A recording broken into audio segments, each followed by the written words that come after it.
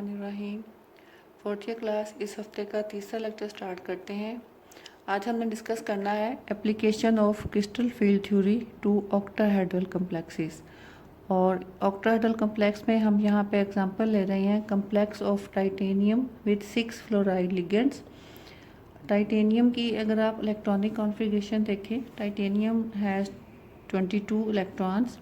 So electronic configuration will become 1s2, 2s2, 2p6, 3s2, 3p6, 4s2 and 3d2. In this complex, titanium is present in 4 plus oxidation state, means that titanium has lost 4 electrons before forming linkage with the ligands. So by the loss of 4 electrons, we are left with only 18 electrons. So the electronic configuration of titanium 4 plus will be 1s2, 2s2, 2p6, 3s2, 3p6. ये 4s का और 3d का दोनों electron जो हैं वो loose हो चुके हैं. सो 3d भी एम्प्टी है और 4s भी. आपको पता है कि जब भी कोई एटम ग्राउंड स्टेट में होता है तो तमाम डी ऑर्बिटल्स, जैसा कि हम पहले भी बात कर चुके हैं, वो एक ही एनर्जी लेवल पे होते हैं. So we call them as degenerate orbitals. तो same is the case with titanium 4 plus. इसमें जो 3d के पांचों ऑर्बिटल्स हैं they will be at the same energy level, means they will be degenerate. लेकिन जब टाइटेनियम के विसिनिटी में लिगेंड्स अप्रोच करते हैं, जब लिगेंड्स टाइटेनियम के करीब आते हैं, तो because of the repulsion of electrons of the ligands and those of the metallic orbitals, energy of the d orbitals increases. तो यानी कि जो वो ग्राउंड स्टेट एनर्जी पे थे 5d ऑर्बिटल्स, अब वो उस एनर्जी से थोड़े से राइज अप हो जाएंगे, but still they will be degenerate. यानी कि उनकी एनर्जी अगरचे ग्राउंड स्टेट से ज़्यादा है, लेकिन फिर भी वो पांचों के पांचों एक ही एनर्जी लेवल पर हैं, जिसको हम कहेंगे दैट दे आर डीजेनरेट. इसको आप एक्टिवेटेड कम्प्लेक्स कह सकते हैं, यानी कि हाई एनर्जी स्टेट ऑर्बिटल्स की हम इसको कह सकते हैं. अब लिगेंड्स ने क्योंकि हम डिस्कस कर रहे हैं ज्योमेट्री ऑफ ऑक्टाहेड्रल कम्प्लेक्स के लिहाज से, तो ऑक्टाहेड्रल कम्प्लेक्स में जैसा कि हम पहले बात कर चुके हैं कि ऑक्टाहेड्रल सिमेट्री जो है उसमें 6 कॉर्नर्स होते हैं और लिगेंड्स जो है वो उन्हीं 6 कॉर्नर्स पे अरेंज होते हैं. तो ये एक ऑक्टाहेड्रल सिमेट्री मैंने ड्रॉ की है. ये उसके 6 कॉर्नर्स हैं जो कि एग्जैक्टली लॉन्ग एक्स, वाई और जी एक्सिस पे लाई करते हैं. एक्स एक्सिस और एक्स प्राइम, वाई एक्सिस और वाई प्राइम, जी एक्सिस और जी प्राइम. तो इन्हीं एक्सिस के अलोंग लिगेंड के ऑर्बिटल्स जो हैं, लिगेंड के इलेक्ट्रॉन जो हैं वो अप्रोच करेंगे टाइटेनियम को. ये सेंटर में टाइटेनियम मेटालिक आयन है. तो ऑक्टाहेड्रल सिमेट्री में इस तरह से एग्जैक्टली लिगेंड जो हैं वो क्योंकि ऑक्टाहेड्रॉन के 6 कॉर्नर्स पे अरेंज होते हैं, तो वो 6 कॉर्नर जो हैं वो exactly along the X, Y और जी एक्सिस बनते हैं. इसका मतलब ये है कि टाइटेनियम के वो डी ऑर्बिटल्स जो एक्स, वाई और जी एक्सिस पे लाई करते हैं, they will be having more interaction with the electrons of the ligand as compared to those orbitals which are lying in between the xy, yz and zx axis. जैसा कि हमने पहले बात की थी कि dxy, dyz and dzx, ये जो dyz, dxy और dzx जो ऑर्बिटल्स हैं डी सबशेल के, ये लाई करते हैं in between the xy, yz और z एक्सिस के बीच में. इसका मतलब ये है क्योंकि कोई भी लिगेंड जो है वो इन एक्सिस के दरमियान से अप्रोच नहीं कर रहा मेटल एटम को, इसलिए ये जो 3 ऑर्बिटल्स हैं they will be having they will be feeling low pressure. जैसा कि हमने वो बल्जिंग बॉल वाली एग्जांपल ली थी, स्पंजी बॉल में जिन एरियाज़ पे प्रेशर कम होता है तो उसके वो एरिया जो हैं वो बल्ज आउट कर जाते हैं, उनकी एनर्जी कम हो जाती है. इसका मतलब ये है कि इस तरह के कम्प्लेक्सेस में D X Y, D Y Z और डी जेड एक्स जो हैं, जो कि पॉइंट कर रहे हैं between the axis, they will not be affected much by the ligands and they will be attaining low energy level. On the contrary, आपके जो डी ऑर्बिटल्स एग्जैक्टली लाई करते हैं एक्स, वाई और जी एक्सिस पे, वो 2 हैं, D X square Y square और D Z square. इनको हम कंपेयर कर सकते हैं to those areas of spongy balls which were directly under the pressure. तो वो हमने देखा था कि वो अंदर की तरफ स्क्वीज हो गए थे और एनर्जी में उनकी ज़्यादा हो गई थी। सो इट मीन्स दैट जो ऑर्बिटल्स डायरेक्टली लिगेंड्स के रास्ते में आएंगे उनकी एनर्जी, उनका इंट्रैक्शन क्योंकि लिगेंड्स के इलेक्ट्रॉन के साथ ओबियसली ज़्यादा होगा, स्ट्रॉन्ग होगा, तो ये ऑर्बिटल्स जो हैं they will be raised to a higher energy level. तो इन ये कौन कौन से दो ऑर्बिटल्स हैं, D X square Y square और डी जी स्क्वायर। सो इस तरह से हमारे जो 5 डीजनरेट डी ऑर्बिटल्स थे अब वो डीजनरेट नहीं रहे बल्कि वो 2 ग्रुप्स में डिवाइड हो गए हैं।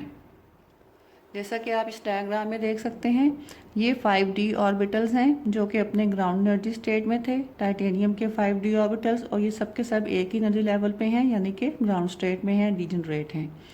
जब लिगेंड्स एटम करीब आते हैं मेटालिक एटम के तो हमने बात की थी कि 5 और डी ऑर्बिटल्स जो हैं वो थोड़े से एनर्जी में राइज अप हो जाते हैं। They are called as activated और they can be called as excited d orbitals, but still they are at the same level, यानी कि अभी भी वो डिजनरेट हैं। और जब इंटरेक्शन जो है वो मज़ीद बढ़ता है between the ligand and metallic orbitals तो ये 2 ग्रुप्स में डिवाइड हो जाते हैं, those which are not directly interacting with the electrons of ligand they becomes low in energy. और वो कौन से हैं, T2G ऑर्बिटल्स, DXY, DYZ और DZ। हमने पहले बात की थी कि इनको हम मॉडर्न टेक्नोलॉजी में T2G बोलते हैं। और जो ऑर्बिटल्स डायरेक्टली लिगेंड्स के रास्ते में थे वो क्योंकि उनका इंटरेक्शन लिगेंड्स के साथ ज़्यादा है तो वो एनर्जी में ज़्यादा हो जाते हैं, उनकी एनर्जी बढ़ जाती है। So they rise up in the energy level and they are called as EG orbitals. And the splitting of these orbitals into groups of 2 orbitals T2G and EG is called as crystal field splitting. अब जो difference of energy है T2G और EG के बीच में इसको हम denote करते हैं डेल्टा O से। डेल्टा मीन्स डिफरेंस और O यहाँ पे स्टैंड करता है फॉर ऑक्टाहेड्रल कम्प्लेक्स। और जैसा कि आप डायग्राम से देख सकते हैं that the EG orbitals are raised up to an energy of about 0.6 delta O, whereas the T2G orbitals are decreased in energy up to 0.4 delta O। So we can say that, आपको पता है कि जो energy levels जो orbitals low energy level पे होते हैं they are more stabilized as compared to those which are at the high energy level. So we can say that the T2G orbitals are stabilized by an extent of 0.4 delta O, whereas EG orbitals are destabilized to an extent of 0.6 delta O. The amount of stabilization provided by the splitting of d orbitals into 2 levels is called crystal field stabilization energy. ठीक है, सो इसको हम जितनी stability gain की है T2G orbitals ने यहाँ पे that will be called as crystal field stabilization energy. Crystal field stabilization energy का जो मैग्नीट्यूड है, इसकी जो अमाउंट है वो हमें ये गैस करने में हेल्प करती है either the electrons will be paired up in the T2G orbitals और they will be unpaired and the extra electrons either they will go to the EG orbitals और not. If delta O is greater than the energy of pairing, then the electrons will be paired up in T2G and vice versa.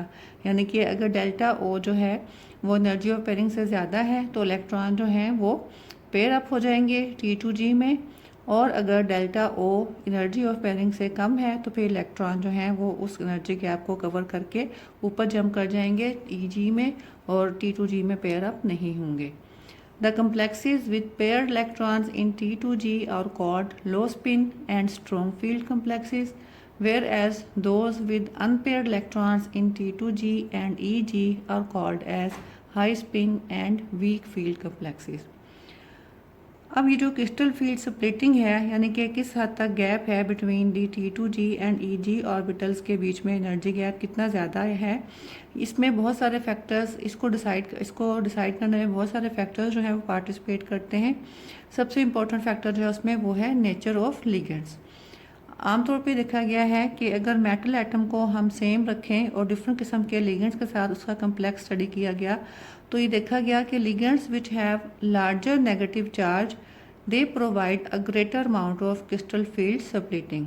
whereas the ligands which are smaller in size and which are more electronegative in nature, they will provide less crystal field splitting.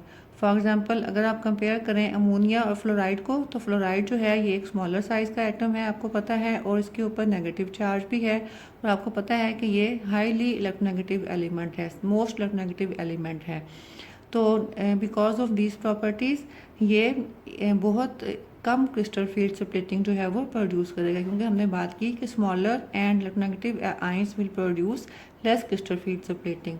तो ये देखें, जैसा कि ये complex है cobalt का fluoride के साथ, तो यहाँ पे डेल्टा ओ जो है हमारे पास लेस है, और due to the less amount of crystal field splitting the electrons are unpaired. देखिए यहाँ पे ये दो इलेक्ट्रॉन जो हैं वो Eg में जंप कर गए हैं, जिसकी वजह से हमारे पास Eg में भी अनपेयर्ड इलेक्ट्रॉन्स आ गए हैं और T2G में भी। सो डेल्टा O जो है it is less than the energy of pairing, तो इसलिए इलेक्ट्रॉन जो हैं वो पेयर अप नहीं होते बल्कि वो अनपेयर रहते हैं।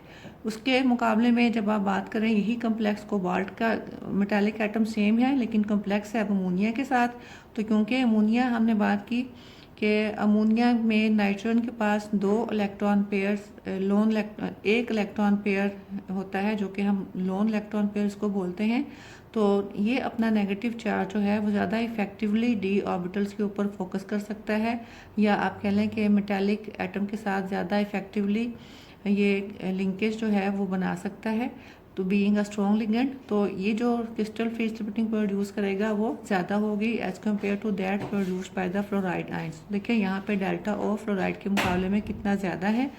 तो हमने पीछे बात की कि जब delta O energy of pairing of electron से ज़्यादा हो तो फिर इलेक्ट्रॉन जो हैं वो पेयर अप हो जाते हैं। तो देखिए यहाँ पे वही इलेक्ट्रॉन जो कि 6 इलेक्ट्रॉन थे डी ऑर्बिटल्स में कोबाल्ट के, वो यहाँ पे 3 ऑर्बिटल्स में T2G 3 ऑर्बिटल्स में पेयर अप हो गए हैं और कोई इलेक्ट्रॉन भी Eg में मौजूद नहीं है। तो ये डिफरेंस आता है डेल्टा ओ का due to the nature of different type of ligands, और यहीं से हमें अंदाज़ा होता है क्रिस्टल फील्ड स्प्लिटिंग की अमाउंट से कि इलेक्ट्रॉन जो हैं वो किन किस्म के कम्प्लेक्सेस में अनपेयर होंगे और किन किस्म के कम्प्लेक्सेस में पेयर अप होंगे। Those complexes in which the electrons are unpaired in T2G and Eg orbitals, they are called as high spin complexes। जैसा कि हमने देखा कोबाल्ट का कम्प्लेक्स फ्लोराइड के साथ, इसको हम हाई स्पिन कम्प्लेक्स कहेंगे। High spin complexes are paramagnetic in nature and they are rather unstable, क्योंकि अनपेयर इलेक्ट्रॉन जो हैं वो कम्प्लेक्स को अनस्टेबिलिटी प्रोवाइड करते हैं। Whereas in case of complex of cobalt with ammonia, यहाँ पे हमने देखा था कि डेल्टा ओ की अमाउंट ज़्यादा है, तो इसमें इलेक्ट्रॉन जो है वो सबके सब T2G में पेयर अप हो गए थे। तो such complexes in which the electrons are paired up they are called as low spin complexes.